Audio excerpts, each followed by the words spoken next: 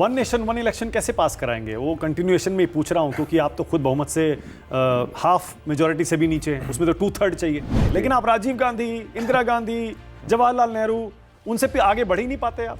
अगर पिछले 10 साल की बात नहीं करते आप।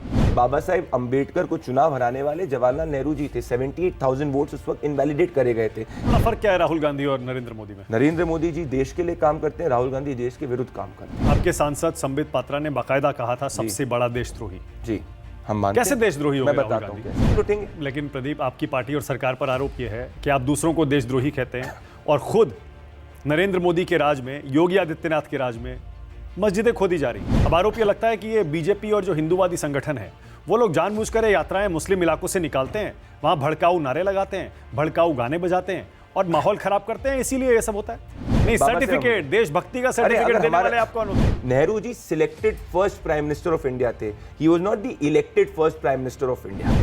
गांधी जी को अपनाने की बात करते हैं, लेकिन आपकी विचारधारा गोडसे वाली है। वो कहते हैं कास्ट सेंसस, जातिगत जनगणना कराने में क्या दिक्कत है? 50% का जो कोटा है आरक्षण का, उसे बढ़ाने में क्या दिक्कत है? आरएसएस के बारे में क्या आरएसएस को गलत समझा जाता है क्या? संघ की ताकत का एहसास लगता है बीजेपी को हो गया लोकसभा चुनाव में सीटें कम होने के बाद। उससे पहले तो नड्डा जी कह रहे थे कि अब बीजेपी आत्मनिर्भर हो गई है, अब जरूरत नहीं है। मीडिया के लोगों का, पत्रकारों का राजनीति में आना कितना सही है कि जब आप मीडिया में थे या सेफोलॉजी कर रहे थे तब भी आप बीजेपी के लिए काम कर रहे थे। आप उन लोगों को क्या जवाब देंगे जो कहते हैं कि प्रदीप भंडारी हमेशा से बीजेपी के एजेंट थे? आप पर यह भी आरोप है कि आपका सारा सर्वे करने का, पोल करने का पैसा बीजेपी से आता था। हिंदू मुस्लिम करने का जो आप पर आरोप लगता है, उसका क्या जवाब? पर हाँ, हिंदू के हित की बात करता हूँ। जब आप रिपोर्टिंग कर रहे थे जी, कुछ पत्रकारों से आपका झगड़ा हो गया? मेरा कोई झगड़ा नहीं हुआ था, उन्होंने आपको अटैक कर दिया था। जी। सुशांत सिंह राजपूत केस में आज तक क्या हुआ बताइए ना। आपने उसे इतना बड़ा मुद्दा बनाया, मीडिया के एक सेक्शन ने इतना बड़ा मुद्दा बनाया, सीबीआई की जांच चली, आज तक कुछ नहीं मिला। हत्या हो गई, हत्या हो गई, हत्या हो गई, कहाँ है सबूत? उद्धव ठाकरे जी की बड़ी सरकार को ज्यादा ही प्यार करती थी तो मैंने बुलाया था करके। उन्होंने एक मेरे पे केस कर दिया था कि I was a threat to the peace and security of Bombay. तो आपको तुरंत, मुझे पुलिस वाले का फोन आया था, मैं रिपोर्टिंग कर रहा था। हाँ, तुम तुरंत कर लो, तुमको पकड़ लेंगे, लॉकअप में डाल देंगे। क्या देश का मुस्लिम खतरे में है? क्या हिंदू खतरे में है? मुसलमान मेजोरिटी इलाकों में जहाँ कांग्रेस की सरकार है। क्या कांग्रेस देशद्रोही है? आज की कांग्रेस, हाँ। क्या देश 2014 में आजाद हुआ था? क्या हिंदुस्तान का दोबारा बंटवारा संभव है? प्रधानमंत्री नरेंद्र मोदी और एनडीए की सरकार 2047 तक रहने वाली है, कोई कितनी भी कोशिश करे कुछ नहीं। 2047 तक का? देश का बेस्ट प्राइम मिनिस्टर अब तक का कौन? ओके, देश का बेस्ट चीफ मिनिस्टर कौन? सबसे कट्टर ईमानदार नेता देश का कौन? सबसे भ्रष्ट नेता कौन? इस देश में सबसे ज्यादा अन्याय किस नेता के साथ हुआ है? क्या देश की सारी मस्जिदों के सर्वे होने चाहिए? क्या योगी जी का दिल्ली के बीजेपी नेताओं से झगड़ा चलता है?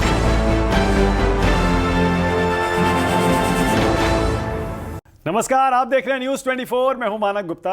आज चाय वाला इंटरव्यू बीजेपी के प्रवक्ता प्रदीप भंडारी का, जिनका परिचय सिर्फ ये नहीं है। प्रदीप भंडारी पहले देश के जाने माने सेफोलॉजिस्ट थे, उससे पहले जर्नलिस्ट थे, एंकर थे, रिपोर्टर थे, और भी उससे पहले बहुत सारे कारनामे कर चुके हैं। प्रदीप, वेलकम चाय वाला इंटरव्यू में। बहुत बहुत धन्यवाद मानक जी, ये सब मैंने इसीलिए किया जिससे कि चाय वाले इंटरव्यू पे आ सकूं मैं। Very happy to have you. Thank you, same यार। आजकल सेटल हो गए बीजेपी में? लग रहा है प्रवक्ता जैसा महसूस हो रहा है अंदर से? एक कार्यकर्ता जैसा महसूस हो रहा है। आपके मीडिया और सेफोलॉजी के करियर पे बाद में आऊंगा मैं। पहले देश की स्थिति अभी बताइए जरा, कैसी चल रही है? लोकसभा में आपकी सीटें कम होगी बीजेपी की। जी, मुझे लगता है कि प्रवक्ता का काम मुश्किल हो गया है, क्योंकि विपक्ष मजबूत हो गया है और बीजेपी अकेले अपने बहुमत से नीचे आ गई, 243 पे आ गई। आपकी बैसाखी पर सरकार टिकी है जैसा विपक्ष कहता है, तो आजकल मुश्किल हो गया क्या? नहीं, मेरे हिसाब से बिल्कुल भी मुश्किल नहीं है, क्योंकि जब अगर आप कोई भी व्यक्ति एक डिस्पैशनेट डेटा वाइज एनालिसिस करेगा तो वो ये पाएगा कि ये देश हर स्फीयर के अंदर आगे बढ़ा है। ऑपोजिशन का काम होता है कि वो क्रिटिसाइज करे।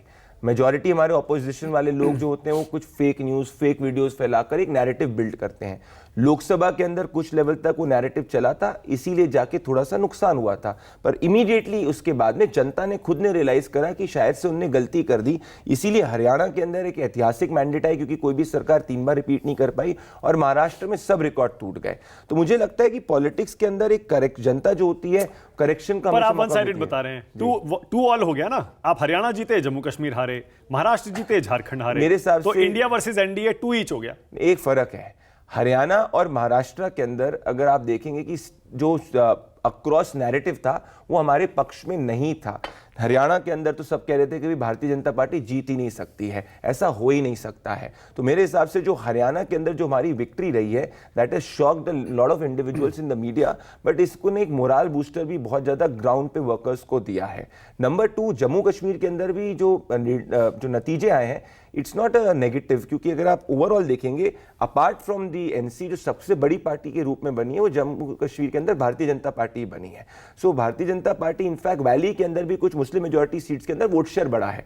झारखंड जरूर मैं मानता हूं कि जितनी हमारी उम्मीद थी उस पर नहीं हो पाया, but Maharashtra has been historic. So ये Maharashtra in particular it's a very big state, it contributes largely to the polity. तो मेरे हिसाब से ये दोनों बहुत बड़े डिसाइसिव फैक्टर्स हैं जिसने हमारा मोमेंटम हमारी तरफ पूरी तरह से शिफ्ट किया। मतलब क्या लोकसभा चुनाव से पहले वाली राजनीति वो दौर देश में लौट आया है जहां मोदी के सामने कोई नहीं है अमित शाह और मोदी को हराना मुश्किल है? देखिए, मोदी जी को तो जब से मोदी जी सरकार के अंदर आए हैं और गवर्नेंस के अंदर आए हैं, भले वो गुजरात के चीफ मिनिस्टर से रहे, वो एक भी चुनाव नहीं आ रहे हैं और वो हर चुनाव जीतेंगे ही, क्योंकि वो जमीन पे कनेक्टेड है और जनता का काम करते हैं। मैं ये किसी भी व्यक्ति को विचारधारा के परे ओपन चैलेंज देना चाहता हूं कि आप देश के किसी भी कोने के अंदर चले जाइए, आपको कुछ ना कुछ काम जरूर दिखेगा। किसी को ज्यादा दिखेगा, कम दिखेगा, पर जरूर काम दिखेगा। और अब दुनिया ट्रैवल कर लीजिए और भारत की छवि बहुत बेहतर हुई है। So that is point number 1। Point number 2, अगर आप याद करिए मानक जी की 2014 में भारतीय जनता पार्टी की हमारी 90% सीट सिर्फ 60% ऑफ द ज्योग्राफी से आई थी। कहते थे भाई हिंदी हार्टलैंड पार्टी है, जब 280 सीट्स आई थी। फिर जाके ज्योग्राफिकल बेस और बढ़ा, बंगाल के अंदर सीट आई, कुछ उड़ीसा के अंदर सीट आई। अब हमारा अगर आप ज्योग्राफिकल बेस देखेंगे तो वो और ज्यादा बढ़ चुका है। उड़ीसा जो हम लोग कभी नहीं जीते थे, वहां पे हमने असेंबली भी स्वीप किया है, ओवरऑल लोकसभा के अंदर भी स्वीप किया है। कुछ हमारे जो ट्रेडिशनल स्ट्रॉन्ग होल्ड है उसमें कमजोरी तो नहीं कहूंगा, पर थोड़ी सी सीटें कम हुई थी, जिसको हम लोग ने उत्तर प्रदेश के बाइपोल के अंदर भी इंप्रूव करा है, महाराष्ट्र में भी इंप्रूव करा है और हरियाणा के अंदर भी इंप्रूव किया है। But overall now the Bharatiya Janata party is a pan India party. एक समय में कांग्रेस 1950s के अंदर मोनोलिथिक पार्टी हुआ करती थी, जो देश के हर कोने में प्रेजेंट होती थी। मेरा मानना है कि आज हमारी पार्टी जो है, prime minister Narendra Modi, home minister Amit Shah, पूरे के संगठन की वजह से, पार्टी प्रेसिडेंट और कार्यकर्ताओं की वजह से आज हर कोने में पहुंची हुई है। केरला जहां पे भी हमारा जो है खाता खुल चुका है। हाँ बिल्कुल सही। वन नेशन वन इलेक्शन कैसे पास कराएंगे? वो कंटिन्यूएशन में ही पूछ रहा हूं, क्योंकि आप तो खुद बहुमत से हाफ मेजॉरिटी से भी नीचे है, उसमें तो 2/3 चाहिए। तो मानक जी 34 रीजनल पार्टीज ने इसका सपोर्ट किया है। दूसरी बात यह है कि ये आप भी जानते हैं और हम भी जानते हैं कि ये अल्टीमेटली 2/3 से पास होना है। So it can not be pass unilaterally, it has to be pass through consensus. जो हमारी बिलीफ है और जो जितना मैं समझ पा रहा हूं, largely parties bearing apart few parties इसके इंटरेस्ट में है।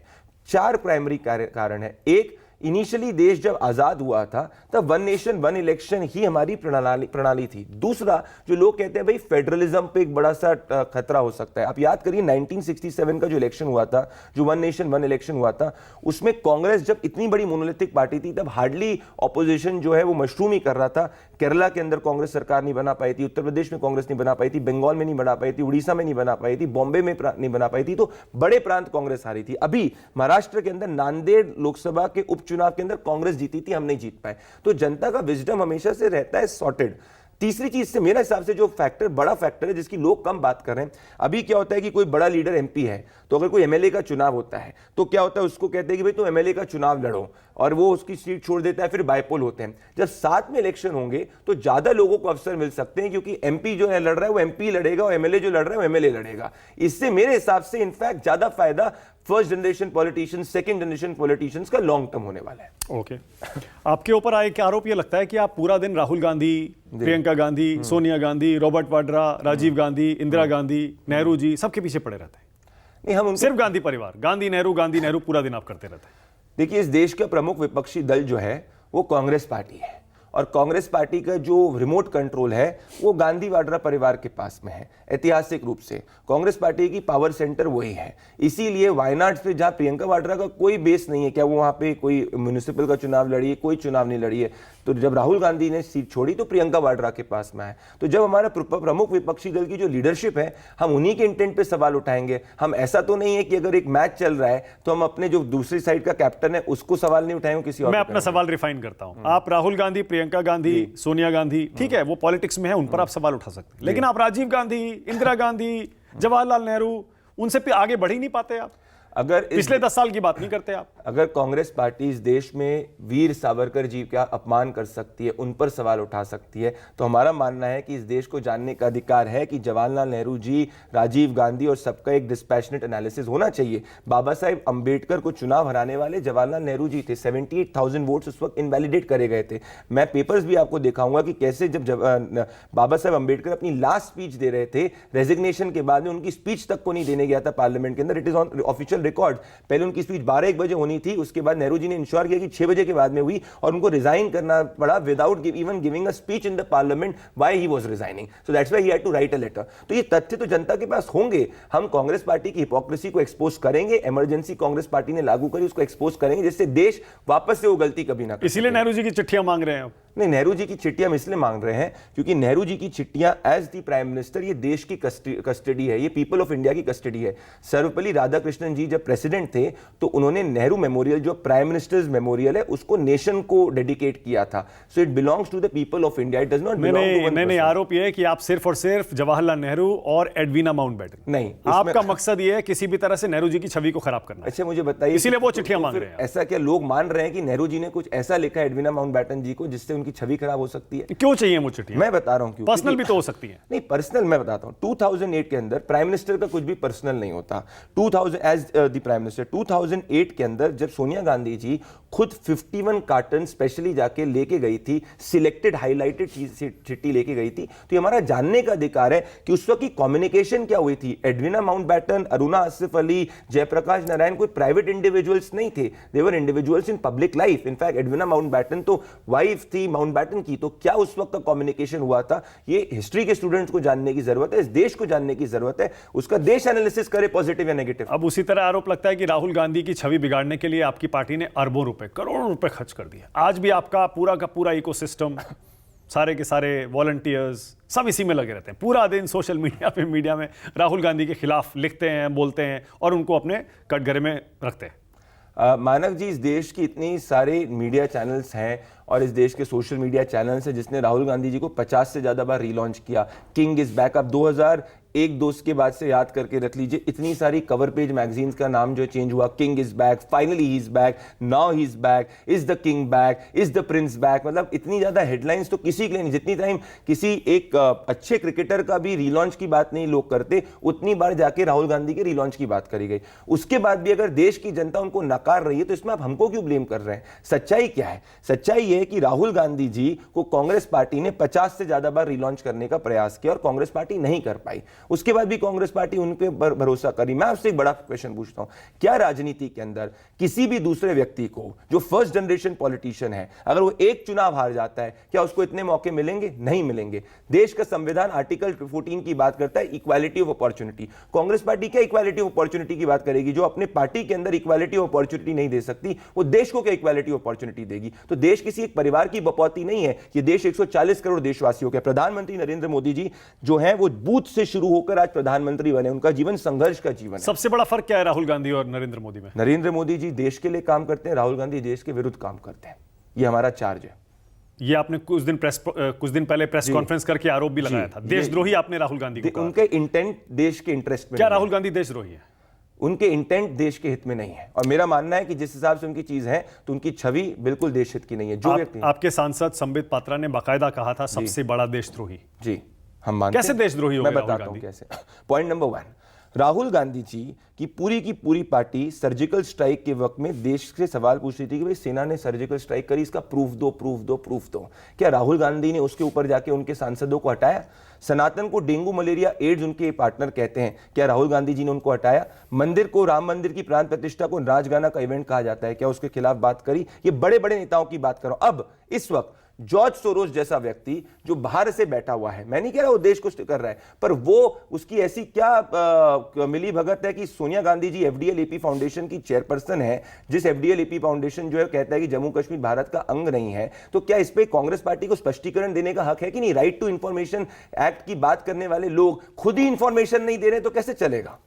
तो ये सवाल उठेंगे, बिल्कुल उठेंगे। लेकिन प्रदीप, आपकी पार्टी और सरकार पर आरोप यह है कि आप दूसरों को देशद्रोही कहते हैं और खुद नरेंद्र मोदी के राज में, योगी आदित्यनाथ के राज में मस्जिदें खोदी जा रही हैं, मस्जिद पर मस्जिद। अगेन मानक जी, इसमें जो भी मामला है, फर्स्ट ऑफ ऑल ये सब जुडिस मामला है, तो ये पूरा मामले के अंदर सरकार तो एक पार्टी है नहीं, कोई एक प्राइवेट इंडिविजुअल कोर्ट में गया। मुझे बताइए, क्या हिंदू हो, मुसलमान हो, क्रिश्चियन हो, किसी को कोर्ट में जाने का हक है? अगर वक्फ हर व्यक्ति की जमीन को हड़प लेगा कि ये भी मेरी, ये भी मेरी, ये भी मेरी, वो भी मेरी, सब कुछ मेरी। पर अब तो सरकार पार्टी है, अब तो सुप्रीम कोर्ट ने पार्टी बना दिया। सुप्रीम कोर्ट ने जवाब मांगा है, पर ये केस शुरू कैसे हुआ? एक प्राइवेट इंडिविजुअल गया, उसने बोला कि भाई मुझे राइट टू इंफॉर्मेशन जानने की जरूरत है। अब now there are two opinions on it. मेरी जो समझ कहती है कि प्लेसेस ऑफ वर्शिप एक्ट किसी को ये बात रिस्ट्रिक्ट नहीं करता कि आप किसी भी चीज की रिलीजियस कैरेक्टरिस्टिक जान सको। वो ये तो नहीं कह रहा था रिलीजियस तो सर्वे में कोई दिक्कत नहीं है, कोर्ट ने नहीं दिक्कत कही है। क्या सिविल कोर्ट में देश विश्वास नहीं करेगा? अगर सुप्रीम कोर्ट को गलत लगता है तो सुप्रीम कोर्ट स्ट्राइक डाउन कर देगा।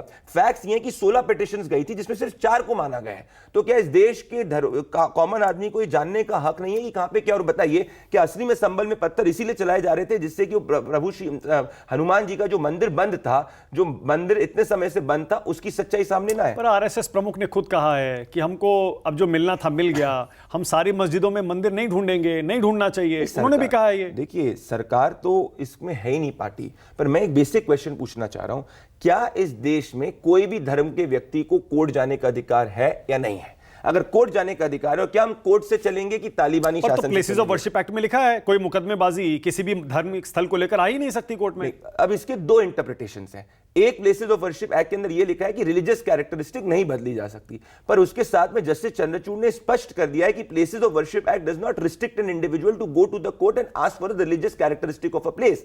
अब इसके अंदर यह मामला चीफ जस्टिस ऑफ इंडिया की बेंच के अंदर सब जुडिस है, जिसमें सरकार से भी सवाल मांगा गया है। तो मेरे हिसाब से let the court decide. Okay, आपने पत्थरबाजी की अब बात की, अभी क्यों होती है पत्थरबाजी? है जहां जहां से ये हिंदू यात्राएं निकलती हैं, शोभा यात्राएं निकलती हैं, अब आरोप ये लगता है कि ये बीजेपी और जो हिंदूवादी संगठन है वो लोग जानबूझकर यात्राएं मुस्लिम इलाकों से निकालते हैं, वहां भड़काऊ नारे लगाते हैं, भड़काऊ गाने बजाते हैं और माहौल खराब करते हैं, इसीलिए ये सब होता है।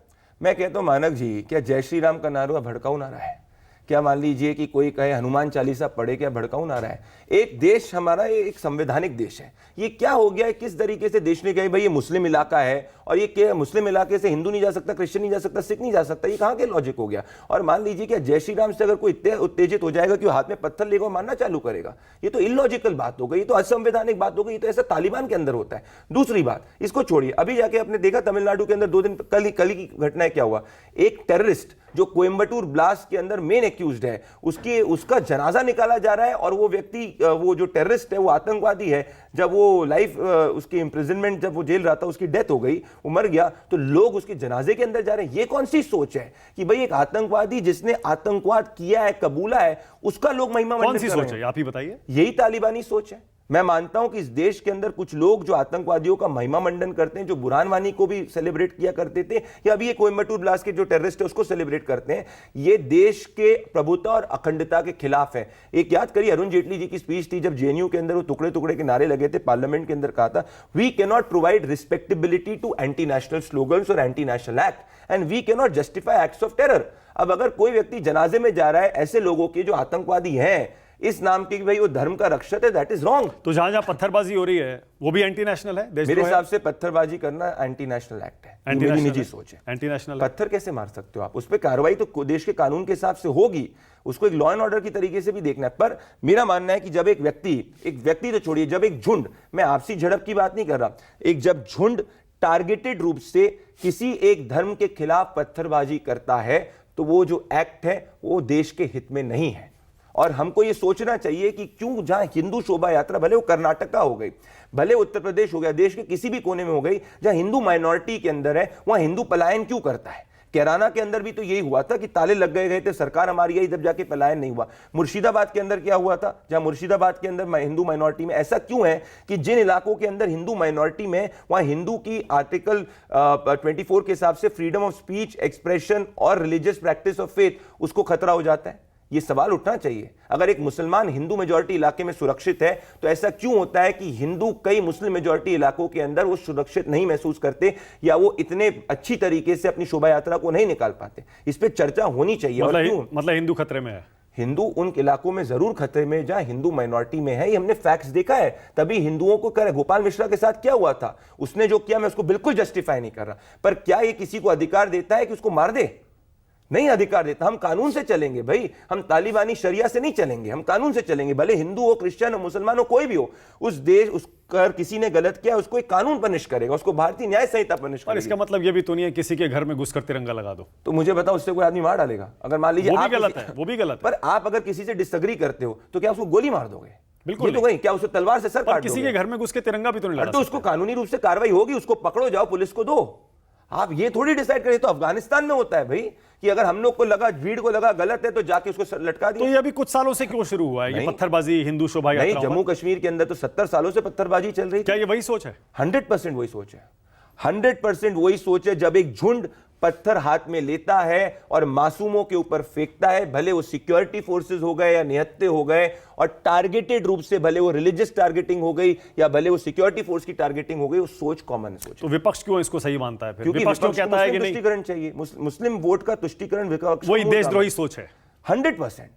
इस देश के अंदर ये देश बाबा साहेब अंबेडकर के संविधान से चलेगा। ये देश का संविधान तुष्टीकरण अलाउ नहीं करने देता है। मुस्लिम रिजर्वेशन इस देश के कानून के अंदर नहीं है। जब भी ये हुआ था, भले वो आंध्र प्रदेश से लेकर हमेशा स्ट्राइक डाउन हो यही चुका तो है। समस्या है ना प्रदीप। विपक्ष ये कहता है कि आप कौन होते हैं सर्टिफिकेट देने वाले? मैं नहीं, सुप्रीम कोर्ट ये देता है। नहीं, बाबा साहेब सर्टिफिकेट, देशभक्ति का अरे सर्टिफिकेट अगर देने वाले आप कौन होते हैं? हमारा फ्रीडम ऑफ एक्सप्रेशन है। हम बोल रहे हैं कि भाई हमारा विपक्ष जो है वो एंटी नेशनल है क्योंकि सर्जिकल स्ट्राइक का प्रूफ मांगता है, मुसलमान रिजर्वेशन बोलता है, बाबा साहेब अंबेडकर के संविधान के खिलाफ जाता है। अगर देश की जनता को गलत लगता है तो देश की जनता विपक्ष का कहना यह है, खासतौर से कांग्रेस का, जिस संगठन का आजादी की लड़ाई में कोई रोल नहीं है वो हमको कहता है कि हम एंटी नेशनल है। भाई देखो, यही दिक्कत है कांग्रेस पार्टी से। कांग्रेस पार्टी को यह लगता है कि आजादी सिर्फ और सिर्फ नेहरू जी ने दिलवाई थी। ऐसा नहीं है। इस देश, नेहरू जी अगर हम सच्चाई की बात करें, Nehru ji selected first prime minister of India थे। He was not the elected first prime minister of India. तो नेहरू जी को चुना गया था जनता द्वारा। उसके बाद तो इलेक्ट हुए ना, उसके बाद हुए, जिसका हम सम्मान करते हैं। हाँ। और उसके बाद जाके देश की पहली कम्युनिस्ट सरकार भी किसने गिराई? नेहरू जी ने गिराई। सबसे ज्यादा आर्टिकल 356 किसने उपयोग किया? कांग्रेस पार्टी ने उपयोग किया। तो जब आप अंबेडकर जी के संविधान की बात करोगे तो इस सबकी भी तो बात करोगे। बाबा साहेब अंबेडकर जी को चुनाव हराने वाले क्या वाकई आरएसएस का आजादी की लड़ाई में कोई रोल नहीं था? भाई इस पे तो मध्य प्रदेश हाईकोर्ट कह चुका है। आपने मध्य प्रदेश हाईकोर्ट का ऑर्डर पढ़ा है कि आरएसएस जैसी पेट्रियोटिक नेशनलिस्ट ऑर्गेनाइजेशन कोई और नहीं है, और ये देश की दुर्भाग्य है कि इतने समय तक उसको क्रूसिफिकेशन झेलना पड़ा। उसी तरह से सावरकर पर कहते हैं कि देखिए एक थे इनके हीरो जो माफी मांगकर जेल से बाहर आ गए, इनके पास और कोई है ही नहीं। मैं ये कहता हूं कि हमको नहीं समझ में आता तो जाके इंदिरा गांधी जी का लेटर पढ़ लीजिए, और जितना सावरकर जी ने बलिदान इस देश के लिए दिया है, नेहरू जी को अगर 10% भी उतना अगर वो जेल के अंदर रहते ना अंडमान में, तो समझ में आता। मैं ये नहीं कह रहा कि उन्होंने नहीं किया, पर जो वीर सावरकर का अपमान कर रहा है वो देशभक्ति का अपमान कर रहा है। लेकिन आपके डबल स्टैंडर्ड कहे जाते हैं। कैसे? खासतौर से विपक्ष का आरोप यह होता है कि गांधी जी के नाम पर हिंदुस्तान की छवि पूरी दुनिया में अच्छी बनी, गांधी जी को अपनाने की बात करते हैं, लेकिन आपकी विचारधारा गोडसे वाली है। देखिए, ये तो निर्णय देश की जनता ने कर लिया कि हमारी जो विचारधारा है वो महात्मा गांधी की विचारधारा है, वो वीर सावरकर की विचारधारा है, वो सबका साथ सबका विकास की विचारधारा है। इसीलिए कांग्रेस पार्टी हाशिए पे बैठी हुई है। जो कांग्रेस पार्टी, सोचिए, मैं एक चीज बताता हूं, जो 70 साल से इस देश के शासन के अंदर थे वो 3 बार से कॉन्जिक्यूटिवली डबल डिजिट भी नहीं क्रॉस कर पाए। कांग्रेस पार्टी अपने आप को बड़ा बोलती ना, नेहरू जी के वक्त उसने मेजोरिटी पाई। भाई उस वक्त विपक्ष कहां था? उस वक्त तो देश जस्ट आजाद हुआ था। Gandhi ji father of the nation तो है ना? नहीं, गांधी जी, Mahatma Gandhi ji father of the nation है। बिल्कुल है, फादर ऑफ द नेशन बिल्कुल है, राष्ट्रपिता है ना? बिल्कुल है। ओके, नाथूराम गोडसे गांधी जी के हत्यारे है ना? 100% है, इसमें कोई है ही नहीं चीज, एब्सोल्युटली है। पर आपकी पार्टी में बहुत सारे लोग कहते हैं नाथूराम गोडसे जिंदाबाद। हमारी पार्टी का कोई भी जो मेन स्ट्रीम का व्यक्ति ऐसा नहीं कहता, और किसी ने भी ऐसा किया उसके खिलाफ कार्रवाई है, उसका खंडन किया गया है। That is not the line of the party. Okay, आप अभी बाबा साहब अंबेडकर और संविधान की बात कर रहे थे जी। अब खासतौर से राहुल गांधी, वो कहते हैं कास्ट सेंसस, जातिगत जनगणना कराने में क्या दिक्कत है? 50% का जो कोटा है आरक्षण का, उसे बढ़ाने में क्या दिक्कत है? पहली बात तो 50% के कोटे के ऊपर सुप्रीम कोर्ट ने अपनी राय दे दी है। अब राहुल गांधी को यही लगता है कि राहुल गांधी को क्या लगता है कि संविधान को तोड़ेंगे मरोड़ेंगे जैसे उनकी दादी इंदिरा गांधी जी ने करा, तो सुप्रीम कोर्ट की भी अवहेलना कर सकते हैं। उनको समझ में आना चाहिए कि अब गरीब मां का बेटा प्रधानमंत्री नरेंद्र मोदी जी प्रधानमंत्री हैं, उनको संविधान पे प्रहार नहीं करने देंगे। संविधान उनकी निजी बकौती नहीं है, संविधान 140 करोड़ देशवासियों का है, बाबा साहेब अंबेडकर का। दूसरी बात, भाई किसने कास्ट सेंसस के रिजल्ट रिलीज किए? बिहार की सरकार ने किए। बिहार में कौन है? हम है। क्या इन्होंने कर्नाटक के अंदर किया? क्या इन्होंने तेलंगाना में किया? ये छोड़िए, तेलंगाना के अंदर इन्होंने दलितों के फंड को कम करके माइनॉरिटीज में डाल दिया, और कर्नाटक के अंदर यही करने का प्रयास कर रहे थे, दलितों के फंड से छीन के लिम्बोगनी। तो करेंगे जाति गणना या नहीं करेंगे? देश जाति गणना होगी, होम मिनिस्टर अमित शाह जी ने कहा है, उसका तो जब होगा समय समय पे पता चलेगा। संघ के बारे में तो आपको पता है कि हमेशा से रहा है कि वो आरक्षण का विरोधी रहा है संघ। नहीं, ये बिल्कुल गलत धारणा है। इस पे आदरणीय मोहन भागवत जी ने स्पष्ट कर दिया था कि जब तक समान अवसर नहीं होंगे तब तक आरक्षण रहना चाहिए। लेकिन पहले शायद ऐसा नहीं था, उनका स्टैंड अलग अलग। नहीं, ऐसा नहीं था। उनके बयानों को तोड़ मड़ोड़ के पेश किया गया था बिहार इलेक्शंस के पहले। संघ के बारे में आपकी क्या राय है? इस देश- आरएसएस के बारे में क्या आरएसएस को गलत समझा जाता है क्या? देखिए, आरएसएस इस देश की सबसे पेट्रियोटिक वॉलंटरी ऑर्गेनाइजेशन है, वो सोल है। आप समझ रहे हैं, जो किसी को जीरो एक्सपेक्टेशन से सिर्फ और सिर्फ भारत माता को को दुनिया में सबसे ऊपर पहुंचाने के लिए और हिंदू के हित को आगे ले जाने की अगर कोई बात करता है तो संघ करता है। संघ और संगठन में फर्क होता है। संघ का मतलब ये होता है सब अपने आप में साथ में आते हैं। संगठन का ये मतलब होता है जिसमें आपको एक फोर्स की एफर्ट। संघ की ताकत का एहसास लगता है बीजेपी को हो गया लोकसभा चुनाव में सीटें कम होने के बाद। उससे पहले तो नड्डा जी कह रहे थे कि अब बीजेपी आत्मनिर्भर हो गई है, अब जरूरत नहीं है। अगेन उसको अगर आप सुनील अंबेडकर जी का स्टेटमेंट सुनेंगे, सुनील अंबेडकर जी ने इस पर क्लियरली कहा है कि जो भी ऑफशूट्स होते हैं सोल से, वो जब अलग अलग ऑर्गेनाइजेशंस जो होती है जब वहां पे जाते हैं वो तो एक्सपेक्ट ही करते हैं कि वो खुद में आगे बढ़ें। हर व्यक्ति चाहेगा कि भाई, अगर पिता भी चाहेगा कि बच्चा आत्मनिर्भर हो, इसका ये मतलब थोड़ी कि अगर बच्चा आत्मनिर्भर हो तो पिता का डिसरिस्पेक्ट कर रहा है। पर जरूरत है ना अभी आरएसएस की बीजेपी को? देखिए, भाजपा और आरएसएस की जो रिलेशनशिप है वो कोई जरूरत वाली नहीं, वो एक बॉडी और सोल की रिलेशनशिप है। ओके, आपको लगता है कि हाल के हरियाणा, महाराष्ट्र इन जीत में संघ का बहुत बड़ा रोल रहा? क्योंकि ग्राउंड पर जो लोग रिपोर्टर्स काम करते हैं उनका ये मानना है कि लोगों को घर से निकालकर वोट डलवाने में और जमीन पर बीजेपी की पॉलिसीज और मुद्दों को पहुंचाने में संघ ने बहुत इंपॉर्टेंट इस बार रोल प्ले किया था। देखिए, संघ जो है वो देशहित का कार्य करता है और देशहित का कार्य सिर्फ राजनीतिक नहीं होता है, राजनीतिक भी होता है, सामाजिक भी होता है, आर्थिक भी होता है और कल्चरल भी होता है। तो मेरा मानना है कि संघ के दृष्टिकोण को सिर्फ आप एक चुनाव जीत और हार से नहीं देख सकते हैं। संघ जो है वो सर्वव्यापक है और उसको सिर्फ चुनाव में अगर कोई जीते हारे, हम जीते हारे, उससे नहीं देखना चाहिए। हमारी पार्टी की जो विचारधारा है, जरूर सा वो हम मानते हैं कि भारत माता जो है वो ग्रेट है, हम मानते हैं कि विकसित भारत होना चाहिए, जैसे आदरणीय प्रधानमंत्री नरेंद्र मोदी कहते हैं, वो खुद एक प्रचारक रह चुके हैं। तो वो तो इससे बड़ा ऑर्गेनिक रिलेशनशिप कोई हो ही नहीं सकती। दिल्ली के चुनाव में क्या होने वाला है प्रदीप? दिल्ली के चुनाव के अंदर इस वक्त अरविंद केजरीवाल जी हारने वाले हैं। जैसे हरियाणा की जनता ने निर्णय कर दिया था कि भाई, अरविंद केजरीवाल जी ने क्या कहा था हरियाणा में, आपके साथ ही डिबेट करता था, तब तो माहौल जो था इतना ज्यादा सब टूटते थे, सबने मान के चल लिया था कि कांग्रेस पार्टी जीत रही है और अरविंद केजरीवाल जी हर जगह घूम के करते थे, जेल से बाहर आए थे। हरियाणा अलग मसला था, दिल्ली अलग मसला है। वो उनका घर अरे था। दिल्ली आप हरा नहीं पाते हैं आम आदमी पार्टी को। अगर आप याद करिए ना, 2013 फिर 2015 फिर 2020। इसमें देखिए, इसको आप आम आदमी पार्टी से मत देखिए। मैं मानता हूं कि विधानसभा चुनाव में पिछले 25 सालों से हम लोग नहीं आए हैं। हाँ। ये एक है, इट्स नॉट रिलेटेड टू आम आदमी पार्टी। उसके पहले कांग्रेस पार्टी भी सरकार में थी। इसके साथ में पॉजिटिव ये है कि वही दिल्ली ने हमें 50% से ज्यादा वोट शेयर 3 कंसेक्यूटिव लोकसभा में दिया है। इस वक्त जो सबसे बड़ा पॉजिटिव मैं देखता हूं कि जो रिसेंटली कंक्लूडेड एमसीडी इलेक्शन हुआ था, उसमें जो सब कह रहे थे कि भाजपा का एक तरफा सुपड़ा साफ हो जाएगा, उसमें हमने बड़ी क्लोज फाइट दी थी। तो मेरे हिसाब से इस वक्त जमीन पे जो संगठन है, कार्यकर्ता है, वो ये निर्णय बना चुका है और साथ में जनता निर्णय बना चुकी है कि अरविंद केजरीवाल जी जो अपने आप को बड़ा आम आदमी पार्टी कहते थे, उनका आम आदमीपन एक 50 करोड़ का शीश महल जो उन्होंने जनता के पैसे से लूट कर कोविड काल में बनाया, उसको जनता एक्सपोज करेगी। सिंपैथी नहीं मिलेगी, हमदर्दी कि आपने उनको शराब घोटाले में पूरी पार्टी को जेल में डाल दिया, सब बाहर आ गया। अरविंद, अच्छा एक चीज बताइए, आपने एक चीज नोट करी है, अगर उनको सच में सिंपैथी मिल रही होती तो अरविंद केजरीवाल जी के आप पिछले 10 दिन के स्पीचेस को एनालाइज कर दीजिए। खुद वो शराब घोटाले के ऊपर नहीं कह रहे। पहले हरियाणा में क्या कहते थे कि अगर मैं ईमानदार हूं तो मुझे वोट देना, अगर मैं भ्रष्टाचारी नहीं हूं तो मुझे वोट मत देना। क्या मुद्दा है फिर इस बार दिल्ली के चुनाव में, किस बात पर वोट पड़ेगा? हमारे हिसाब से मुद्दा ये है कि इस वक्त अरविंद केजरीवाल जी के खिलाफ एक एंटी लहर है। देयर इज एन एंटी आप सेंटिमेंट ऑन द ग्राउंड। आम आदमी पार्टी के विधायकों ने काम नहीं किया है, इसीलिए उनको अपने 25 कैंडिडेट्स को बदलना पड़ा है। दिल्ली इस बार भारतीय जनता पार्टी को एक मौका देना चाहती है, क्योंकि वो मान चुकी है भाई कि यार एक बार डबल इंजन की सरकार आएगी तो जितना अभी फायदा मिल रहा है उससे ज्यादा। कांग्रेस को क्यों नहीं चुनेगी दिल्ली की जनता? शीला दीक्षित का जमाना आज भी लोग याद करते हैं। मैं दो चीजें बताता हूं। अगर आप किसी भी अपने रिपोर्टर को, आपका एक शो आता है माहौल क्या है, उनको कहिए कि आप दिल्ली की जनता से पूछिए और बूथ पे चले जाइए कांग्रेस पार्टी के, आपको बूथ पे कांग्रेस पार्टी का एजेंट तक नहीं मिलेगा 50% से ज्यादा सीट बूथ्स के ऊपर। तो जिस पार्टी का 50% से ज्यादा बूथ्स के ऊपर पूरे फुल टाइम एजेंट्स नहीं है, वो चुनाव नहीं जीत सकती है। वो थोड़ी बहुत सीटों पर लड़ सकती है, परंतु हम ये मानते हैं कि इस वक्त हम Bharatiya Janata party majority cross करेगी। सिंपल लॉजिक है। अखिलेश यादव तो आम आदमी पार्टी के पक्ष में आके खड़े हो गए दिल्ली में। अखिलेश यादव जी तो शायद प्रचार भी करेंगे। करें, पर उनको मैं कहना चाहता हूं अगर थोड़ा सा उसका फोकस उत्तर प्रदेश में कर दें तो जैसे भी बायपोल के अंदर इतनी करारी हार हुई है तो कुछ सम्मानजनक प्रदर्शन वो उत्तर प्रदेश विधानसभा में कर सकते हैं, पर उत्तर प्रदेश विधानसभा में उनको विपक्ष में ही बैठना पड़ेगा। लेकिन आपको पता है झारखंड और महाराष्ट्र में महिलाओं के अकाउंट में पैसे डालना एक बड़ा स्टेप था जो निर्णायक हुआ। महिलाओं का इस बार दिल्ली में अरविंद केजरीवाल ने भी वो दाव चला है। अब फर्क महिला है। के अकाउंट में पैसे जाने वाले। फर्क है, मार्च के अंदर आतिशी जी ने दिल्ली की जनता को वादा किया था कि भाई हम अकाउंट के अंदर 1000 रुपए देंगे। हाँ। अभी तक वो पैसा आया नहीं है। इसी तरीके से अरविंद केजरीवाल जी ने वादा करा था कि भाई अब वो वादा कर रहे हैं कि हम 2100 रुपए देंगे। तो दिल्ली की जनता देख रही है। मैं खुद आपको एग्जांपल दूंगा। मैं परसों के समय में ये एक झुग्गी बस्ती में था। ये संगम विहार के पास का इलाका है जो अरविंद केजरीवाल जी कहते हैं अपना कोर वोटर है। वहां पे महिलाएं कह रही कि हमको अकाउंट में पैसा नहीं मिला, हमारी झुग्गियां टूटी गई, आम आदमी पार्टी का कोई कार्यकर्ता नहीं आया। तो एक सिंपल लॉजिक है मानक जी, 40% के वोट शेयर पे हम पिछली बार भी थे जब अरविंद केजरीवाल जी की इतनी बड़ी हवा थी। आपको 2020 के इलेक्शन की याद करूं, वो 50-51 पे थे। हमें सिर्फ 4% वोट का स्विंग चाहिए चुनाव जीतने के लिए।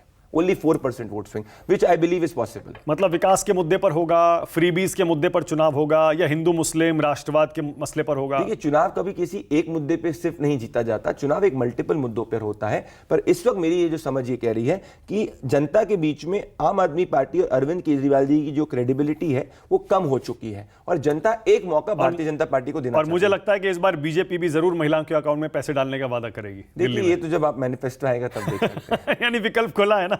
देखिए, महिलाओं का सम्मान भारतीय जनता पार्टी के लिए एक चुनावी वादा नहीं है, ये हमारे लिए 365 डेज कमिटमेंट है। ओके, अब मुझे बताइए, ये मीडिया के लोगों का, पत्रकारों का राजनीति में आना कितना सही है? आपने कहा ना थोड़ी देर पहले कि नहीं, एक दिन एंकरिंग, अगले दिन मैंने जाके चुनाव नहीं लड़ लिया। क्या सही है क्या, और क्या कूलिंग ऑफ पीरियड होना चाहिए क्या? देखिए, अगर आप आज़ादी के बाद से एनालाइज करेंगे तो कई बड़े बड़े पत्रकार, इनफैक्ट लेट अस गो प्री इंडिपेंडेंस, जितने भी हमारे बड़े फ्रीडम फाइटर्स हुआ करते थे वो इनफैक्ट बड़े बड़े फ्रीडम फाइटर्स हुआ करते थे। वो कई अखबारों के अंदर एडिटोरियल लिखा करते थे। वो खुद कई पत्रकार रह चुके हैं। इनफैक्ट आज़ादी के बाद से कई अच्छे अच्छे पत्रकार अलग अलग पॉलिटिकल पार्टीज़ के अंदर आए हैं और देश के लिए कंट्रीब्यूट किया है। मेरा मानना यह है कि देश के किसी भी प्रोफेशन से व्यक्ति जो है वो राजनीति के अंदर आ सकता है और उसकी नीयत साफ होनी चाहिए और उसका विचार क्लियर होना चाहिए। और कूलिंग ऑफ पीरियड होना चाहिए।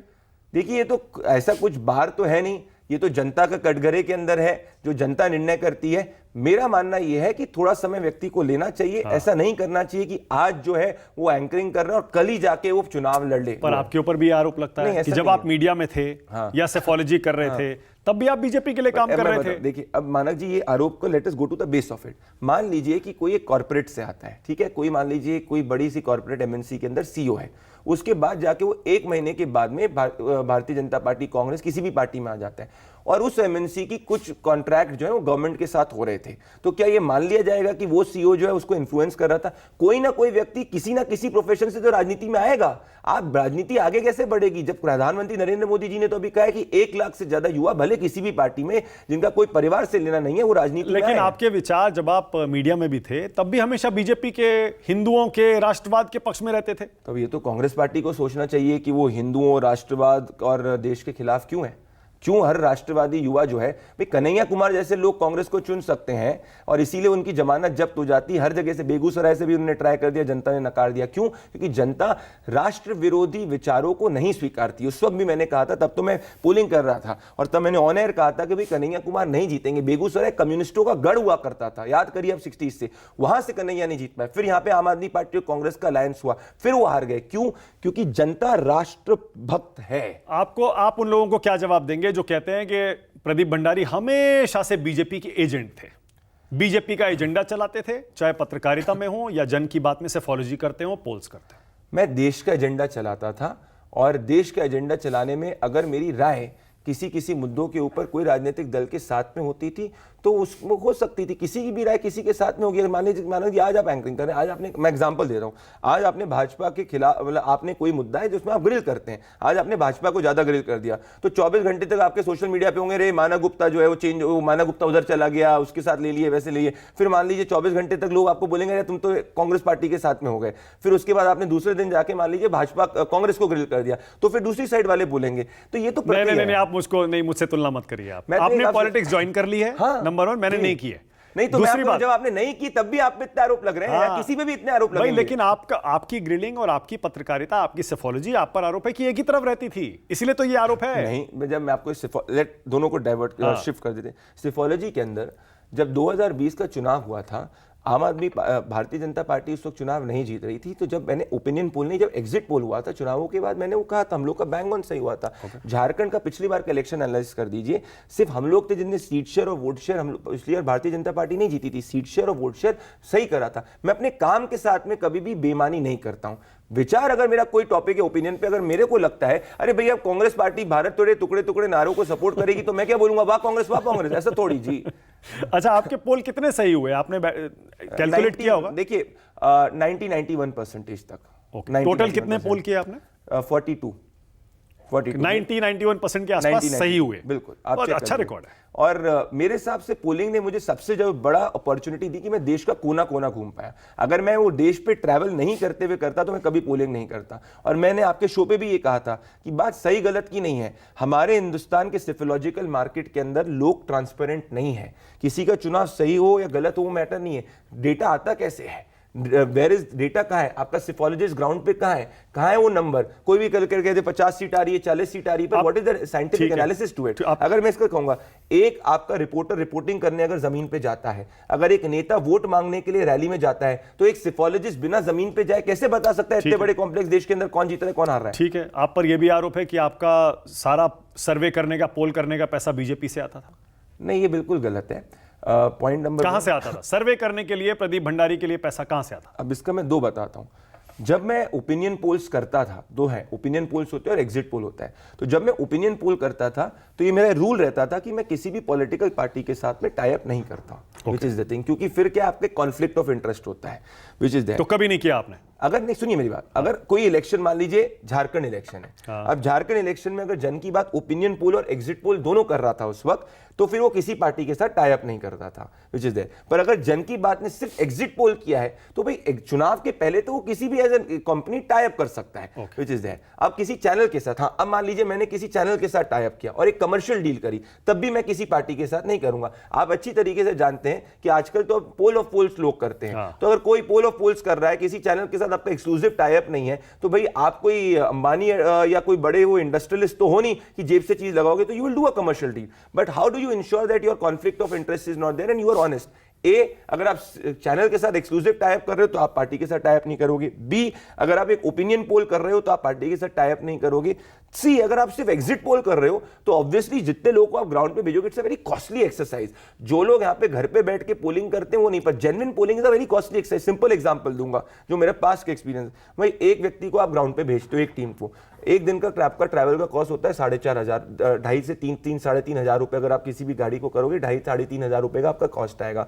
आप उस व्यक्ति को जो भी ट्रैवल करेंगे उसको 1,000 रुपए पर डे का मिनिमम दोगे, 4,500 साढ़े 5,000 कॉस्ट हो गया, 500 रुपए उसको आप खाने का दोगे, 7,000 रुपए पर टीम का अगर आपका कॉस्ट है, तो आप सोचो कितना बड़ा कॉस्ट होगा, विच इज द थिंग। तो अगर आपको ऑनेस्टली करना है, मैं तो बिल्कुल ट्रांसपेरेंट हूं, तो आपको उस कॉस्ट को बेयर करना पड़ेगा, पर ये मैंने इंश्योर करा है। तो आजकल इतना बुरा हाल क्यों हो गया है ये एग्जिट पोल्स का और ओपिनियन पोल्स का? जनता का भरोसा एकदम ऑलमोस्ट लगता है कि खत्म हो गया। देखिए, मेरा हमेशा से, जब मैं पहले भी करता था, मेरा हमेशा से ग्रज एक रहता था कि मैं बहुत ग्राउंड पे ट्रैवल करके बहुत मेहनत के साथ में करता था।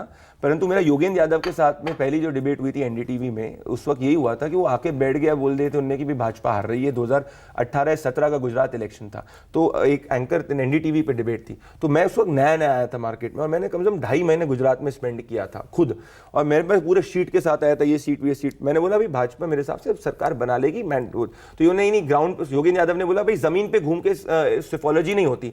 तो मैंने बोला योगेंद्र जी ड्राइंग रूम में बैठ के भी नहीं होती है, आप मुझे बता दीजिए 10 सीट आपको जो लगता है कांग्रेस जीत रही है, मैं आपको बताऊंगा 10 सीट भाजपा जीत रही है। तो उन्होंने एक सीट का नाम नहीं बताया। तब मैं समझ गया कि भाई इस मार्केट में बहुत सारे लोग बोगस हैं। अगर आप सीट वाइज एनालिसिस नहीं बता सकते तो आप वोट शेयर का ट्रांसपोलेशन करिए, पर बताइए तो सही वोट शेयर का क्या है।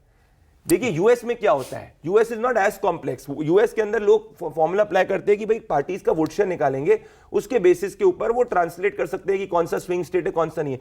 भारत के अंदर अगर आप सीट वाइज आपके पास डेटा नहीं है तो आप सीट वाइज तुक्का नहीं मारना चाहिए। आप बोल दो कि भाई वोट शेयर आप निकाल सकते हो, which is fine. Vote share के लिए आपको सीट वाइज करने की जरूरत नहीं है। अगर आप एक स्टेट है, आपने उसमें 10,000 का सैंपल ले लिया, भाजपा, कांग्रेस, आम आदमी पार्टी, कोई भी पार्टी, आप वोट शेयर एनालिसिस कर सकते हो, पर आप बिना सीट वाइज एनालिसिस कैसे कर सकते हो? मैं इनफैक्ट आपको बताऊंगा, जब हम लोग करते थे, मैंने बवाना बाइपोल करके हुआ था जब आम आदमी पार्टी उस वक्त जीती थी, मैंने उस बाइपोल का अपने वेबसाइट के ऊपर तब इनिशियली शुरू किया था। एक एक गली का मैंने पोलिंग डाली थी, कौन जीत रहा और हार रहा हो, एक एक गली से हुई थी। क्यों? क्योंकि मैं बाइपोल की एक गली पे गया था। ओके, आप प्राउड हिंदू मानते हैं ना अपने? 100%। ओके, क्या ये बीजेपी में ज्वाइन करने के बाद हुआ है या उससे पहले से? 100। आप खुद ही कह रहे हैं कि मेरे विचार जो हमेशा से प्रो हिंदू रहे, तो करके तो आपने इसका आंसर कर दिया। पर हिंदू मुस्लिम करने का जो आप पर आरोप लगता है, उसका क्या जवाब देंगे?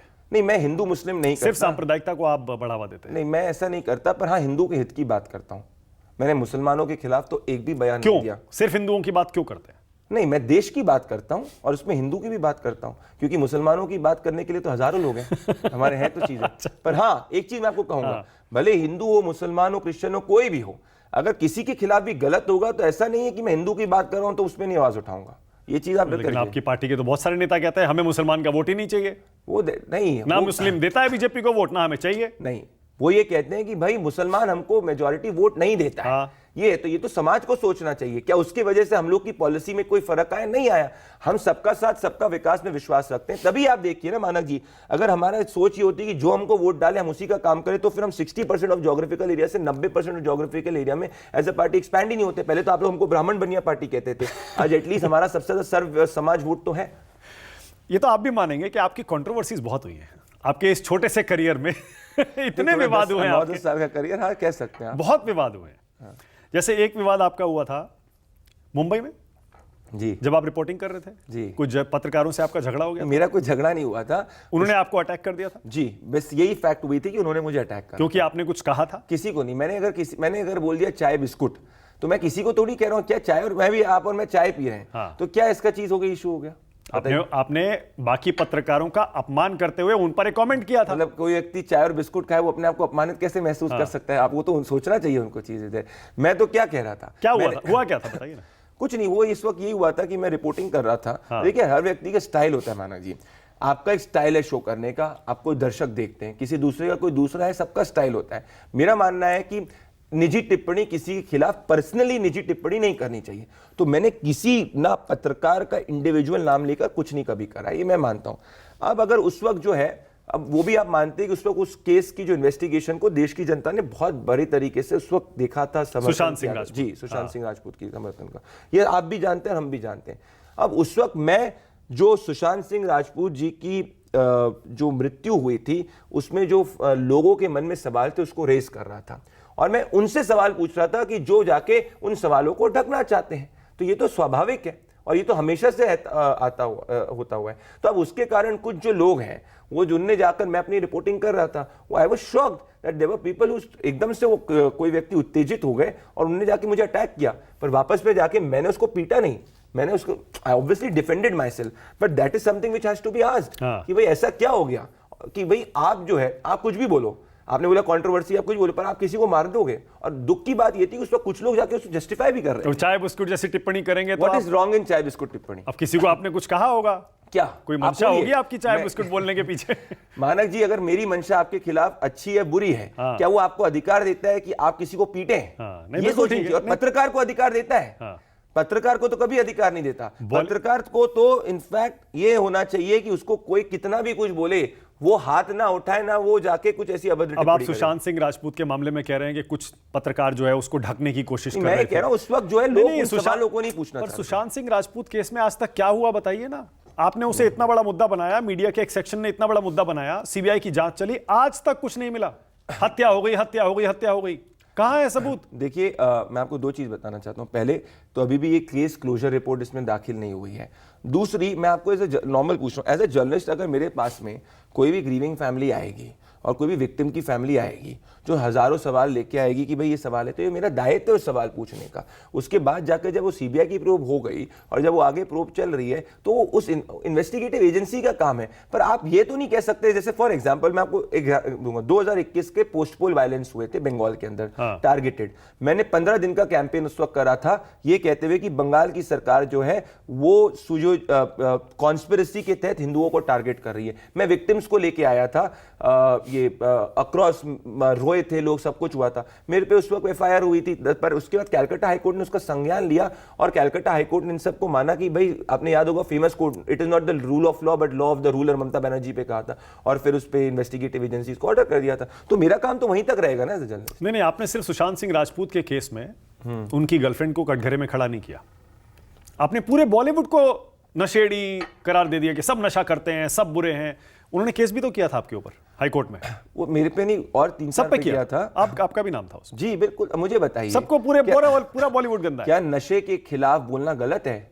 आज देश में इतना नशा पकड़ा जा रहा है, आपको तो सेलिब्रेट करना चाहिए कि भले वो बॉलीवुड का हो, भले वो स्पोर्ट्स हो, भले वो सीईओ कॉर्पोरेट हो, भले वो कोई भी प्रोफेशन का व्यक्ति हो, उसको खुलकर नशे के खिलाफ बोलना चाहिए। और नशे के खिलाफ जितना बोले, नशा जो करेगा उसको नशेड़ी तो बोलेंगे, उसको भक्त जो बोलेगा, जो करेगा उसे बोलेंगे ना। हाँ। आपने तो पूरे बॉलीवुड को ऐसा लगता है कि नशेड़ी करार दे। एक गैंग को मैंने बोला था, एक कार्टेल को बोला था। आपको तो कितने सारे वीडियोस आपने भी देखे थे, कितने सारे वीडियोस थे। तो ये तो बोलना, ये तो एक अनडिस्क्लोज सीक्रेट है, विच इज द थिंग। और अगर हम, क्या नशा मुक्त भारत नहीं होना चाहिए? और नशा मुक्त भारत के अंदर क्या नशा मुक्त बॉलीवुड नहीं आता है? आता है। मुंबई पुलिस ने भी आपको बुलाया था, वहां भी कुछ पूछताछ से गुजरना पड़ा था आपको? हाँ जी जी। उस वक्त उद्धव ठाकरे जी की बड़ी सरकार को ज्यादा ही प्यार करती थी, तो मैंने बुलाया था करके। उन्होंने मेरे पे केस कर दिया था कि I was a threat to the peace and security of Bombay. तो आपको तुरंत, मुझे एक पुलिस वाले का फोन आया था, मैं रिपोर्टिंग कर रहा था। हाँ, तुम तुरंत कर लो, तुमको पकड़ लेंगे, लॉकअप में डाल देंगे, भाग जाओ, तुम बॉम्बे की पीस और सिक्योरिटी के लिए बहुत बड़ा खतरा हो। तो that is the case at that time हुआ था। वो तो थाने ले गए थे? हाँ, थाने I was there for at least 15-16 hours. But see, for me it was not. अच्छा, लॉकअप में डाल दिया था? हाँ, लॉकअप में था मैं 15-16 घंटे। 15-16 घंटे। और भी लोग थे लॉकअप में? नहीं, मैं था अकेले? हाँ, और मेरा फोन वोन भी ले लिया था करके चीजें थे। तो डर नहीं लगा? नहीं, डर नहीं लगा था। मैं father is a retired police officer, president gallantry medal holder, तो मुझे ये सब चीजें डर नहीं लगता। मुझे लग रहा है तुम क्या करोगे, आई न्यू द प्रोसेस, कुछ नहीं होगा। At that time the organisation was fighting a case very very well for me, so I was very confident. Okay. Bollywood को, जैसे मैंने कहा ना, एक समय तो आप उनके खिलाफ एजेंडा चला रहे थे। आज देखिए वही बॉलीवुड के लोग प्रधानमंत्री के साथ फोटो खिंचवाते हैं, उनसे मिलते हैं, वो भी तारीफ करते हैं।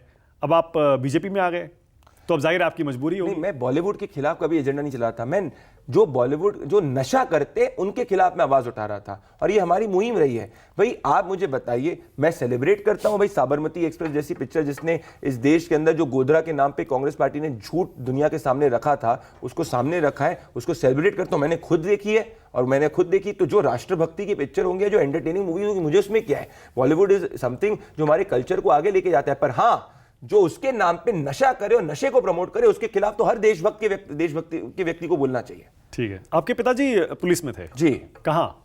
मध्य प्रदेश पुलिस के अंदर, रिटायर हो चुके हैं वो। He was the only president gallantry medal holder at his time. तो आपका जन्म वहीं हुआ था? मेरा जन्म इंदौर में हुआ है। इंदौर में? और पढ़ाई भी वहीं हुई? मेरी स्कूलिंग इंदौर में हुई है, डेली कॉलेज इंदौर में, 1882 का स्कूल है। हाँ। मेरी इंजीनियरिंग जो है वो MIT मणिपाल से इलेक्ट्रॉनिक्स एंड कम्युनिकेशन में हुई। फिर मैंने पब्लिक पॉलिसी और इकोनॉमिक्स भी करी है। वो इंजीनियरिंग किया है आपने? जी।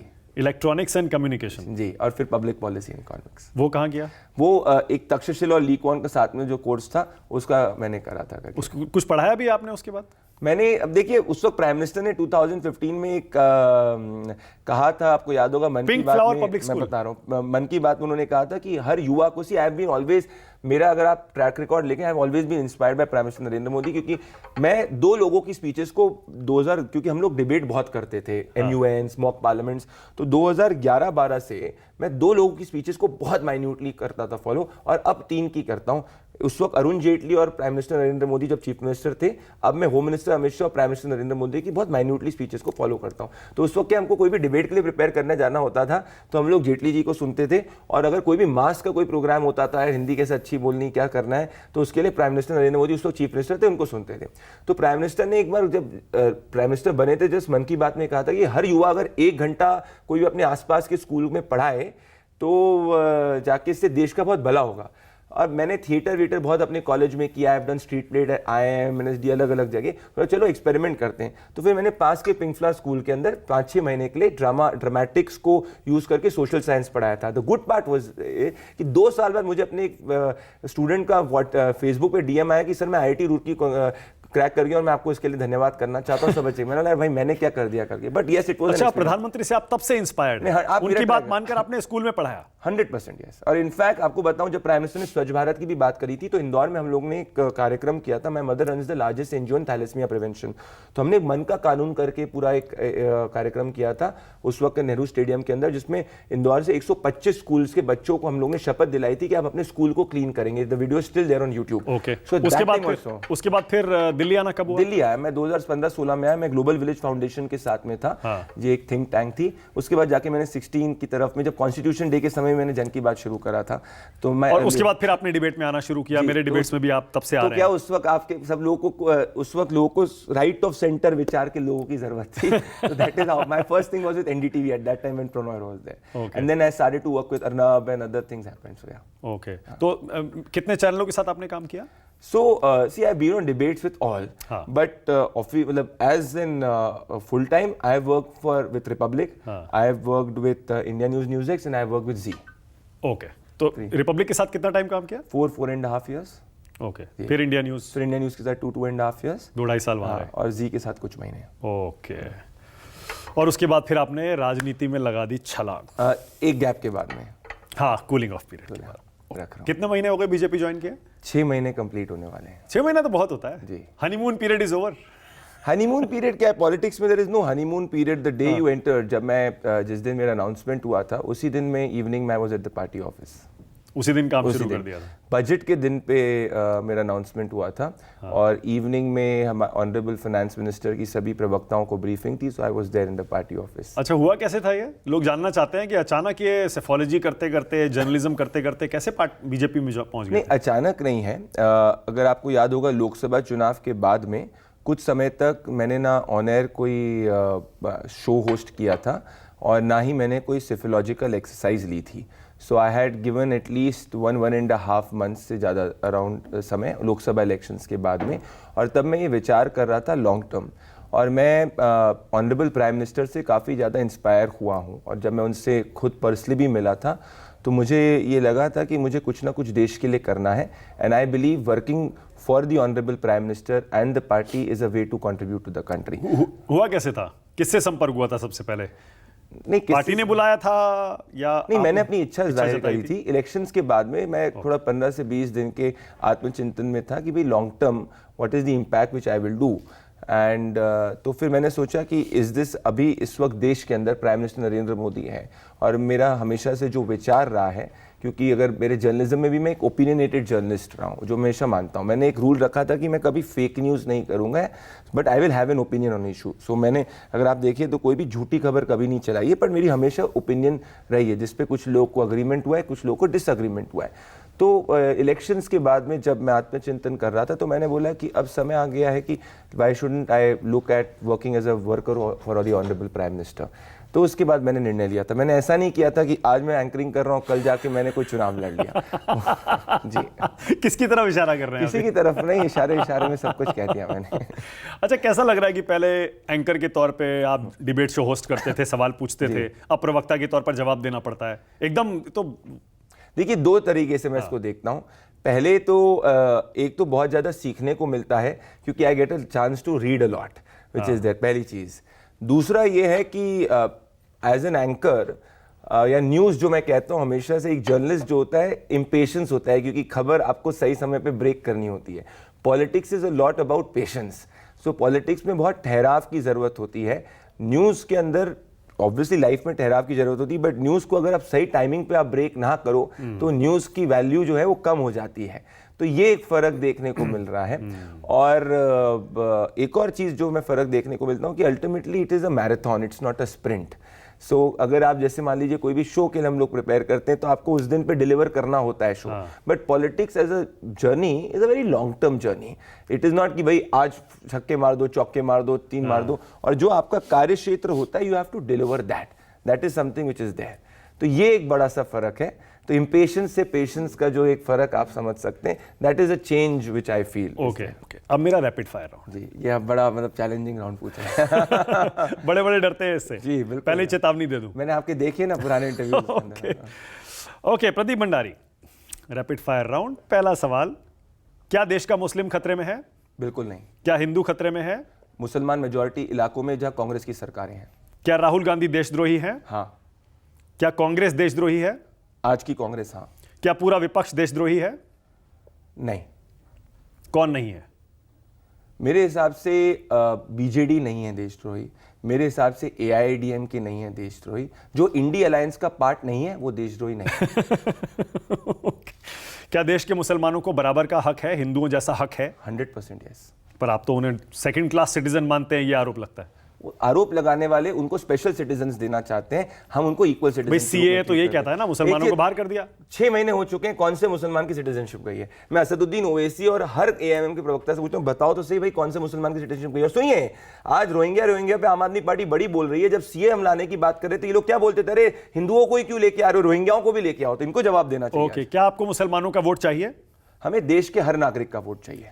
क्या देश 2014 में आजाद हुआ था? देश 1947 में आजाद हुआ था, परंतु 2014 के अंदर गुलामी के माइंडसेट से आजाद होना शुरू हुआ। देश का बंटवारा किसने कराया था? कांग्रेस पार्टी। कोई नेता? Jawaharlal Nehru in particular. गांधी जी नहीं?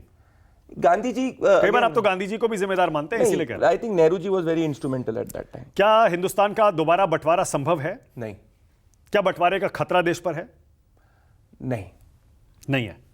तो यानी ये थ्योरी गलत है कि जहां जहां मुस्लिम ज्यादा हो जाएंगे वहां वहां मिनी पाकिस्तान बन जाएंगे, देश का बंटवारा कर देंगे। प्रधानमंत्री नरेंद्र मोदी और एनडीए की सरकार 2047 तक रहने वाली है, कोई कितनी भी कोशिश करे कुछ नहीं। 2047 तक का? जनता हमको 2047 और मोदी जी थोड़े 47 तक रहेंगे। मोदी जी के विचार को आगे ले जाने वाले आगे रहेंगे। देश का बेस्ट प्राइम मिनिस्टर अब तक का कौन है? Prime minister Narendra Modi. वाजपेयी जी से भी बेहतर? प्राइम मिनिस्टर नरेंद्र मोदी वाजपेयी जी के विचार को आगे लेके जा रहे हैं। और क्योंकि मैं बताऊंगा क्यों, क्योंकि उन्हें 15 साल का टेन्योर आगे, मतलब ही is been the longest serving prime minister non Congress. Okay, देश का बेस्ट चीफ मिनिस्टर कौन है? बेस्ट चीफ मिनिस्टर के काफी अच्छे चीफ मिनिस्टर्स हैं। एनडीए का कोई भी चीफ मिनिस्टर प्राइम मिनिस्टर के विचार को आगे लेके जाएगा तो बेस्ट ही। Yogi Adityanath? He is the most popular chief minister of Uttar Pradesh. तो बेस्ट कह सकते हैं? देखिए, योगी जी उत्तर प्रदेश के अभी तक के सबसे अच्छे चीफ मिनिस्टर। अच्छा, यूपी के बेस्ट है? 100%। सबसे कट्टर ईमानदार नेता देश का कौन है? Prime minister Narendra Modi. सबसे भ्रष्ट नेता कौन है? अरविंद केजरीवाल जी और कांग्रेस पार्टी। राहुल गांधी। देश का बेस्ट स्पीकर आप किसे मानते हैं? Prime minister Narendra Modi. अमित शाह जी नहीं? प्राइम संसद में नरेंद्र भाषण मोदी। सुना, लोग कह रहे थे कि I will, if you ask me, prime minister Narendra Modi, then home minister Amit Shah. Okay. इस देश में सबसे ज्यादा अन्याय किस नेता के साथ हुआ है? Prime minister Narendra Modi. कैसे? क्योंकि कांग्रेस पार्टी ने जब पावर के अंदर थी, उनको फेक चार्जेस के अंदर फ्रेम करने का प्रयास किया, उनकी छवि को बिगाड़ने का प्रयास किया, उनके खिलाफ एजेंसीज लगा दी, उनके खिलाफ मीडिया का गलत कैंपेन किया। सबको अगर कोई भी व्यक्ति डिस्पैशनेटली देखेगा तो उनकी जो जर्नी रही है वो स्ट्रगल्स और हर नेगेटिव नैरेटिव और हर एंटी सिचुएशन को पिछले 10 साल में तो सबसे ज्यादा जो मुश्किल समय रहा है वो कांग्रेस का, राहुल गांधी का रहा है। जिस आदमी ने 40 साल वो राहुल गांधी ने, क्योंकि राहुल गांधी ने और उनकी पार्टी ने 70 साल तक इतना पाप किया देश के साथ में, तो कुछ तो कर्म उनका भी हुआ। ओके, देश का सबसे मेहनती नेता आप किसे मानते हैं? प्रधानमंत्री नरेंद्र मोदी, 24 घंटे 365 दिन। सबसे बेस्ट पॉलिटिकल माइंड कौन है? Chanakya? Prime minister Narendra Modi, home minister Amit Shah. सबसे जुझारू नेता किसे मानते हैं? जुझारू किस तरीके से? स्ट्रीट फाइटर और फाइटर? नहीं, मेरे हिसाब से देखिए, फाइटर के रूप में अगर आप देखेंगे तो जो हरियाणा और महाराष्ट्र में हुआ वो ये दर्शाता है कि पीएम मोदी और होम मिनिस्टर अमित शाह की जो जोड़ी है वो किसी भी नेगेटिव सिचुएशन को पॉजिटिव में कन्वर्ट कर सकती है। उत्तर प्रदेश के अंदर अगर आप देखेंगे तो आई थिंक योगी जी ने जिस हिसाब से बाइपोल्स को पुल ऑफ किया है, इट इज हिस्टोरिक, क्योंकि पिछली बार हमारी इतनी सीटें नहीं आई। फाइटर लोग कहते हैं जैसे ममता दीदी फाइटर है, अरविंद केजरीवाल फाइटर है। ऑपोजिशन में मुझसे पूछे तो ममता बनर्जी की जो जर्नी रही है, it's a journey of a fighter which is there. मैं उनसे 100% उनकी एंटी हिंदू छवि पे डिसएग्री करता हूं कंप्लीटली, पर अगर डिस्पैशनेटली आप देखेंगे तो वो जमीन से उठी हुई नेता है। क्या देश की सारी मस्जिदों के सर्वे होने चाहिए? ये तो कोर्ट निर्धारित करेगा, इसमें मैं क्या हूं, मेरा तो कुछ इतना अल्प ज्ञान है इस सब मुद्दों में। जाति गणना होनी चाहिए? मेरे हिसाब से कास्ट सेंसस में हमने कहा होगी आगे चल। क्या कांग्रेस ने वाकई 70 साल में कोई काम नहीं किया जैसा आप आरोप लगाते हैं बार बार? कांग्रेस अगर 70 साल के अंदर सही नियत के साथ काम करती तो अभी तक देश विकसित हो गया होता। राहुल गांधी पीएम बन सकते हैं? नहीं। पीएम मटेरियल है? नहीं। प्रियंका गांधी पीएम बन सकती है? मोदी के बाद कौन पीएम बनेगा? अभी तो देश की जनता निर्धारित करेगी, मोदी जी हैं। 2029 के अंदर भी प्राइम मिनिस्टर मोदी जी की लीडरशिप में लड़ेंगे। क्या योगी पीएम मटेरियल है? इस देश का हर एनडीए का व्यक्ति PM material. Fadnavis PM material है? मैंने क्या कहा, हर एनडीए का चीफ। अमित शाह पीएम बन सकते हैं? कोई भी बन सकता है, एचएम बन सकते हैं, सब बन सकते हैं, जनता जिसको निर्धारित करे। क्या योगी जी का दिल्ली के बीजेपी नेताओं से झगड़ा चलता है? नहीं। बिहार का अगला सीएम कौन है? बिहार की जनता निर्धारित करेगी। नीतीश जी हमारे सीएम है और क्या कह सकते हैं। उसके बाद कौन बनेगा नहीं पता। नीतीश 25 जी के चुनाव के बाद देखिए, जो पॉलिटिकल ये बहुत ही इसका मैं इसलिए वन लाइन में आंसर नहीं दे सकता हूं क्योंकि ये एक डिसीजन है जो जेडीयू बीजेपी और सबको साथ में मिलकर लेना, और ये हम में और कांग्रेस में फर्क है कि हम आपस में समन्वय करते हैं। हरियाणा में ऐसा नहीं होता कि कांग्रेस पार्टी को डिक्लेयर करो 10 नेता जो उसके खिलाफ बोले। ठीक है, दिल्ली का अगला सीएम कौन है? भाजपा से होगा। कौन होगा? ये तो भाजपा हमारी कैंडिडेट ही नहीं है आपके पास। एक चीज बताइए, उड़ीसा के अंदर हमारा कौन प्री कैंडिडेट था जिसमें नवीन पटनायक जी की इतनी बड़ी सरकार को हमने हराया? तो मतलब दिल्ली में मोदी वर्सेस केजरीवाल लड़ाई होगी। दिल्ली में चेहरा तो मोदी होंगे आपका। People of Delhi versus Arvind Kejriwal लड़ाई है, और इसके अंदर हर भाजपा का कार्यकर्ता केजरीवाल जी की क्या आप चुनाव लड़ने की सोच रहे हैं? जब पार्टी जैसा निर्धारित करेगी वो मैं करूंगा, जो कहेगी वो करें। जो कहेगी। भाई अभी मैं आपको बताऊं, आज आने के पहले सुबह मैं दिल्ली भाजपा ऑफिस के अंदर जो कुर्सियां उठा रहा था, मेरा काम था करने के लिए, क्योंकि हम सब कार्यकर्ता हैं। मैं कोई भी काम छोटा और बड़ा नहीं होता। हमको प्रधानमंत्री मोदी जी ने यही सिखाया है। हमको ये सिर्फ दायित्व है, ये दायित्व है, इसको करेंगे, दूसरा दायित्व दूसरा करेंगे। जब आप भी मानक जी एंकरिंग करते हैं तो अपने प्रोड्यूसर के साथ में बैठ के अपनी लाइन्स को चेक करते हैं, टॉप बैंड चेक करेंगे, बॉटम बैंड चेक करेंगे। अगर ऑडियो कम होगा तो फिर आप पीसीआर को बोलेंगे कि सही करो। तो आप जब अपनी शो में 360 डिग्री लगे तो हम भी जब सेवा के जीवन में तो 360 डिग्री। मतलब अगर कह दिया पार्टी ने कि उतर जाओ अरविंद केजरीवाल के खिलाफ दिल्ली में, या उतर जाओ अखिलेश के खिलाफ, राहुल के खिलाफ, मेरी पार्टी जो कहेगी वो मैं करूंगा। हमारे उसमें सिखाया जाता है nation first, party second, self last. Okay, अब मैं कुछ नाम लूंगा, जो पहला शब्द आपके जहन में आता है वो बताना है। नरेंद्र मोदी। नरेंद्र मोदी जी, एक वर्ड क्या मैं कह सकता हूं? एक सेंटेंस। विकसित भारत के प्रेरणा स्रोत। Amit Shah. Political Chanakya. Yogi Adityanath. Most popular chief minister of Uttar Pradesh. Devendra Fadnavis. Most popular chief minister of Maharashtra. Most popular Mohan Bhagavat.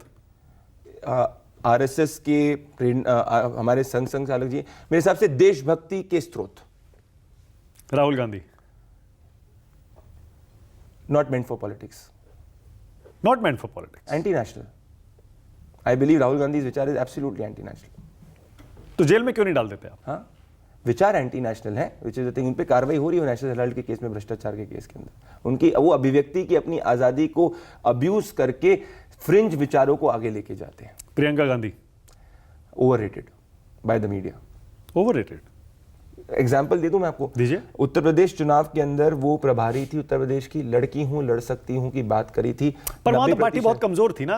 अरे तो यूपी में सबको पता था क्या होने वाला है। नेता की एग्जाम्पल, किसी भी नेता को परखा कब जाता है? जब वो कमजोरी को पॉजिटिविटी में, स्ट्रेंथ में कन्वर्ट कर दे। प्रधानमंत्री नरेंद्र मोदी जब गुजरात के चीफ मिनिस्टर थे, संगठन मंत्री थे, भाजपा ऐतिहासिक रूप से गुजरात के अंदर कांग्रेस का राज था। हमने मजबूत थी बीजेपी, कमजोर नहीं थी जब मोदी जी गए थे। नहीं, अरे सरकार थी बीजेपी की उसमें क्या, पर जो एक प्रो 1980 से प्रधानमंत्री नरेंद्र मोदी गुजरात के अंदर लगे हुए थे अलग अलग दायित्वों में।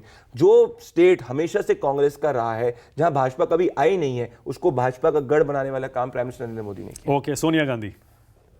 She needs to answer about her relationship with George Soros and FDLAP Foundation. मौके पर चौका।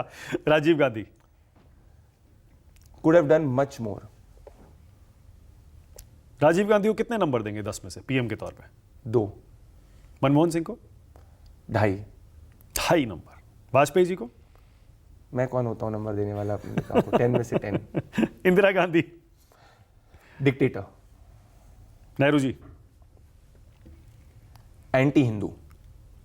Nehru ji anti Hindu? Absolutely yes. कैसे? बताता हूं। अंबेडकर जी ने 1951 के अंदर अपने अमृतसर के भाषण के अंदर कहा था कि Jawaharlal Nehru has turn into a Muslim maniac. आप नेहरू जी की 20 जितनी, उन्हें 2000 से ज्यादा स्पीचेस दी थी, 2000 से ज्यादा उनकी स्पीचेस एनालाइज कर लीजिए, एक भी स्पीच उनकी दलितों के पक्ष में नहीं थी। सोमनाथ मंदिर पे राजेंद्र प्रसाद जी को रुकवाने वाले नेहरू जी थे। फ्रीडम ऑफ एक्सप्रेशन के नाम पे सिर्फ हिंदुओं की धार्मिक चीजों के ऊपर कर्टेल करने वाले नेहरू जी थे। ओके, सरदार पटेल। लोह पुरुष। महात्मा गांधी। मेरे हिसाब से हमारे फ्रीडम मूवमेंट के एक स्ट्रॉन्च पिलर। राष्ट्रपिता कह सकते हैं। Nathuram Godse. Killer of Gandhi. Akhilesh Yadav. Leader of Samajwadi party. That's all. इस बार यूपी में देखिए उन्होंने क्या जबरदस्त कमाल किया है। हाँ, पटखनी दे दी बीजेपी को। नहीं, पटखनी नहीं, उनका परफॉर्मेंस लोकसभा में एक फेक न्यूज चली थी, उसके कारण बेहतर कौन सी फेक न्यूज चली? ये कि दलितों का संविधान वाली जो भाजपा को नहीं, जनता नहीं एक्सपोज करके बाइपोल के अंदर मुस्लिम मेजॉरिटी सीट से वो हार गए। Tejashwi Yadav. I hoped he could have done graduation. इससे फर्क पड़ता है क्या?